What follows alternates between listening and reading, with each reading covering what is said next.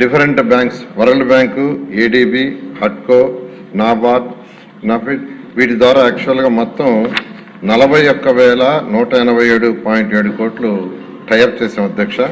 కానీ ప్రజెంట్ నివాసం ఉన్న 29 గ్రామాలకు సంబంధించి మంచినీటి వ్యవస్థ కానీ, రోడ్ల వ్యవస్థ కానీ, ప్రజలు రోజువారీ యాక్టివిటీస్ చేసుకోవడానికి కానీ చాలా ఇబ్బందిగా ఉంది. ఉదాహరణకి పెద్దపరివి నుంచి తుళ్ళూరు వెళ్లాలంటే కష్టంగా ఉంది. మందడం నుంచి సీడ్ యాక్సెస్ రోడ్డుకి వెళ్లాలంటే కష్టంగా ఉంది. ఈ గ్రామాల నుంచి నీళ్లకు రైలు రావాలంటే అధికార యంత్రాంగం ప్రతిసారి ఫోన్ చేసి చెప్పుకోవాల్సిన పరిస్థితి ఉంది. గ్రామాలకు సంబంధించినంత వరకు డెవలప్మెంట్ లో కొద్దిగా నిర్లక్ష్యం ఉంది. అంతేకాకుండా రోజువారీ కార్యక్రమాలు చేసుకోవడానికి చాలా ఇబ్బంది పడుతున్నారు. నేను ఇదే అసెంబ్లీలో అనేక సార్లు రోడ్ల గురించి చెప్పాను. కానీ ప్రభుత్వం అదృష్టవశాత్తు డబ్బులు శాంక్షన్ చేసి రోడ్లు వేయట్లేదు అధ్యక్ష. వేస్తున్న కొన్ని వర్కులు అసలు మొదలు పెట్టలేదు, కొన్ని వర్కులు సగంగా చేస్తున్నారు. ఇది చాలా ఇబ్బందికరంగా ఉంది.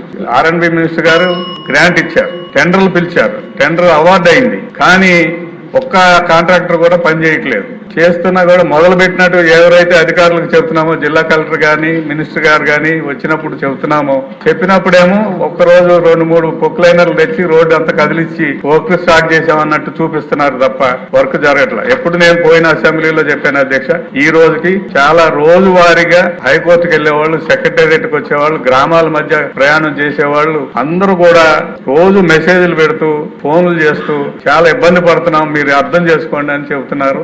అంతేకాకుండా సిఆర్డీఏలో గ్రామాలు ఏదైతే ఉన్నాయో 29 గ్రామాలు అభివృద్ధి చేయడానికి కోసం ఒక ప్రణాళిక ఉంది. ఆ ప్రణాళిక నత్తనడకన సాగుతుంది. అంతేకాకుండా మంచినీళ్లు చాలా అత్యవసరమైన మంచినీళ్లు కూడా వారాల తరబడి రాకపోతే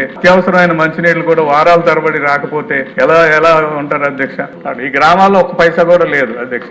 దాదాపు 15 సంవత్సరాల నుంచి 15వ ఆర్థిక సంఘం నిధులు గాని, పంచాయతీ నిధులు గాని రావు. శానిటేషన్ ప్రాబ్లం, డ్రైన్ మునిగిపోతే పట్టించుకునే వాళ్ళు లేరు. ఇది చాలా నిరంతరమైన సమస్య, రోజువారీ సమస్య అధ్యక్ష.